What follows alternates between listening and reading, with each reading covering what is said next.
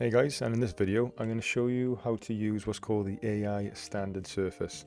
Now this is a material inside of Maya and it comes down with Arnold. Arnold is a renderer and also has Arnold lights and Arnold shaders. So if you can't see Arnold at the top ever, go up to Windows, then go to Settings and Preferences, and then go to Plugin Manager, and then search for MTOA, or MT will do, and then just load these, and this is your Arnold kind of plugin, so make sure they're on, then you'll see these features here. Now I've got a simple scene. Just drag this up. I've got, as you can see, a sphere, a cube, and a torus. And if you look in my renderer, so this is what it looks like when you render.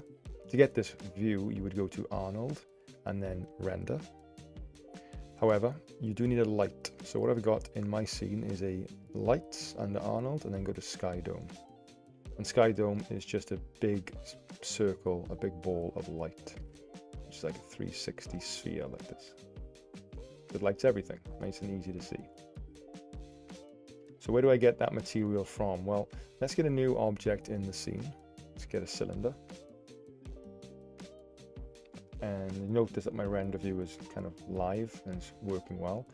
This can slow down your machine, so what I'm going to do is just going to hit this pause button here, or the stop button I should say, and now it's not going to update. So let's select this.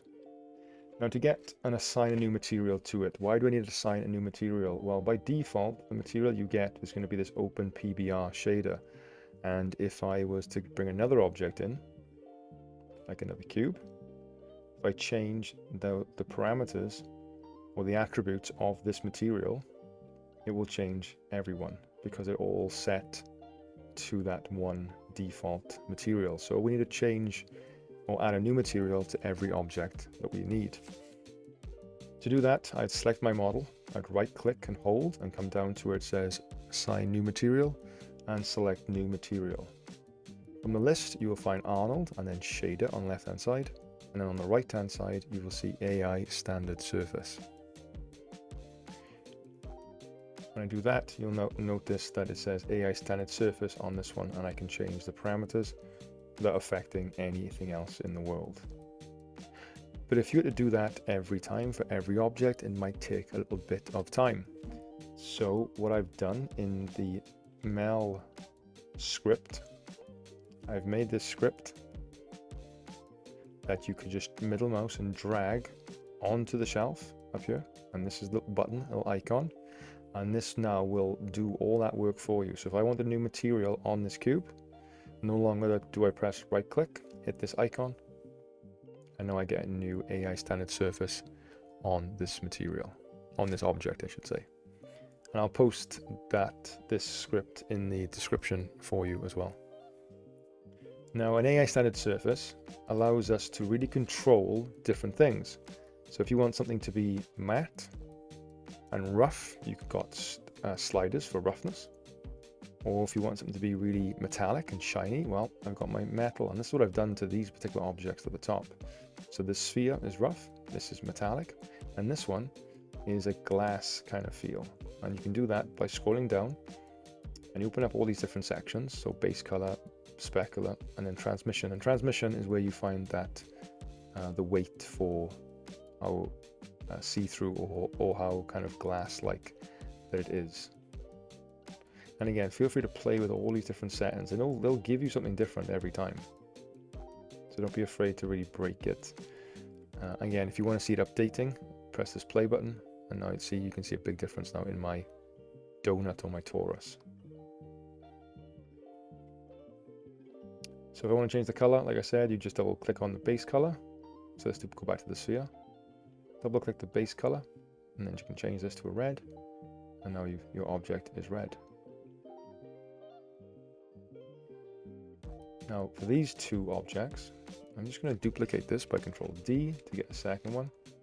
And I do need a new material on that, so hit this icon. I'll come back to these two cubes. This one, however, again, we can play with a lot of different settings here. We've got all these different drop downs, emission to make things glow, sheen to add a nice little sheen to the top of it. You've also got things like geometry. So you can make things opaque, and you can add what's bump mapping, and we'll look at that in a minute. But if I go back at the top, up here, we can see where we have presets. So if I click, with an object selected, if I click a preset, and then come down, and maybe we'll find something like this frosted glass. And these are good starting positions. This, this might not be what you want, the result, but it will change some of the sliders for you and then give you a different outlook. So if I press replace now, I now get this frosted glass look, which is pretty cool. So let's take a look at what else we can do. So let's take these two spheres, and you'll notice again next to all of my sliders, you've got these black and white checker boxes. Well, this is going to allow me to add something into that to drive it, not just change the color of the slider. I can add something to it. So if I click on a black and white checker box and the base color, so I want to change this color, but drive it via a file or something else in here. And Maya has some default materials. They're not really used that much anymore. There are other packages out there, such as Substance Painter, to do a lot of your texturing for you. But just for demonstration purposes, if I show what noise looks like as a black and white kind of image, and you'll see that it's rendered now of this black and white. And if you do want to see your textures in your scene, if you just press 6 on the keyboard, you can now see what your textures look like. Yeah. Let's put this back to 1%. Good. Now this one, I'm going to do exactly the same, but I'm not going to go into base color. I'm going to go into bump map. Now bump map is an older term. It's now called normal map, where you can fake depth. So anything that's kind of white will give the illusion that it's coming out. Anything that's black will go in. So I'm just going to make this a bit bigger. Zoom in on here. Let's stop this. And I'm going to go to bump mapping, black and white, and then now also select the noise.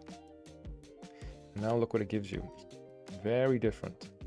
See, the white looks like it's coming in, and the black looks like it's going down. And we can change some of the settings on this particular attribute, this noise attribute, to give us a different effect.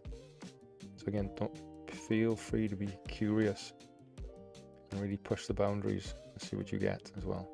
And now when I render and play, you now got a vastly different cube, all being driven through the same texture, which is a noise texture.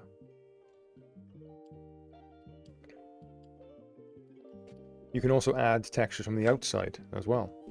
Again, if I select this object, go to my base color, go to black and white checker box, and then I'll say File, and then there's a little folder icon, and this is where you can add your own textures from outside. So there's a little bit more as well to the aiStandardSurface, but this is just touching the surface of what it can do. Alright guys, hope that helps, and remember, keep pushing forward on your creative journey. Thanks guys.